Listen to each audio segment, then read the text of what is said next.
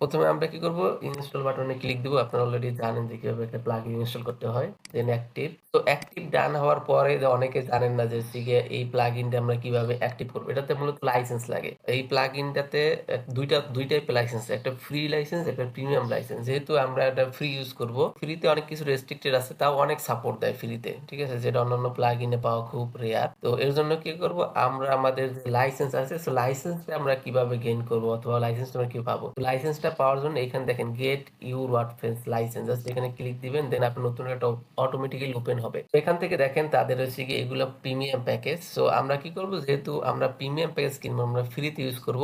ফ্রিতে ইউজ করার জন্য আমরা কি করব, গেট ফ্রি লাইসেন্স এটাতে ক্লিক দেব। দেন এখান থেকে আমরা কি করব, okay I am okay waiting for 30 day protection from new threat. Okay, এটা হচ্ছে গিয়ে প্রিমিয়ার জন্য, যে হচ্ছে গিয়ে আপনি প্রোটেকশন, রিয়েল টাইম প্রোটেকশন দিব। বাট এটা আপনার যদি নিতে হয় তাহলে হচ্ছে গিয়ে আপনার টাকা দিতে হবে। বাট এটা হচ্ছে গিয়ে ফ্রি। তো ফ্রির জন্য আপনার কোনো টাকা দিতে হবে না, বাট তারা রিয়েল টাইম দিবে না। ঠিক আছে? তারা একটু ডিলে করে দিব প্রোটেকশনটা আর কি। আমরা যেহেতু ফ্রি ইউজ করবো, তো আমরা এখানে ক্লিক দেওয়ার পর এখানে আপনার ইমেলটা দিবেন জাস্ট। ঠিক আছে? আপনি যে ইমেইলে আপনার লাইসেন্সটা পাঠাতে চাই, ঠিক আছে, মানে পাঠাতে চান অথবা ওই ইমেল থেকে রিসিভ করতে চান। তো আমি আমার ইমেল দিয়ে নিচ্ছি।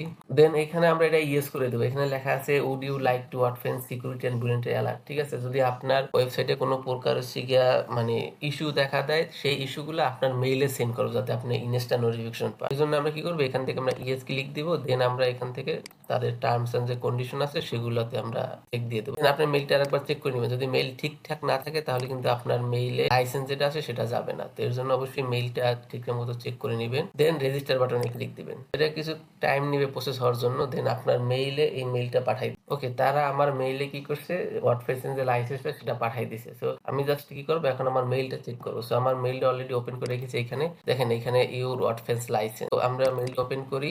ওপেন করার পরে এই যে এখান থেকে আপনি এখান থেকে ক্লিক দিয়ে হচ্ছে অটোমেটিক্যালি অ্যাক্টিভ করতে পারেন, অথবা এই যে নিচে দেখেন, যদি একই ব্রাউজারে হয় তাহলে জাস্ট এখান থেকে ক্লিক দিয়ে অ্যাক্টিভ করবেন। যদি হচ্ছে সেপারেট ব্রাউজারে হয় তাহলে এখান থেকে জাস্ট এই লাইসেন্সটা আপনি কপি করে নেবেন। কপি করে দেন এখান থেকে আমরা আমাদের ওয়েবসাইটে চলে আসবো। তো এইখান থেকে আসার পরে এই যে এখানে দেখতে পাচ্ছেন ইনস্টল অ্যান্ড এক্সিস্টিং লাইসেন্স। তো আমরা এটাতে ক্লিক দিব। ক্লিক দেওয়ার পর এই যে আমার লাইসেন্সটা, এখানে লাইসেন্সের কি এর অপশন আসবে। আর এখান থেকে আমরা কি করবো, আমাদের যে মেইলটা আছে এই মেইলটা এখানে দিয়ে দেবো।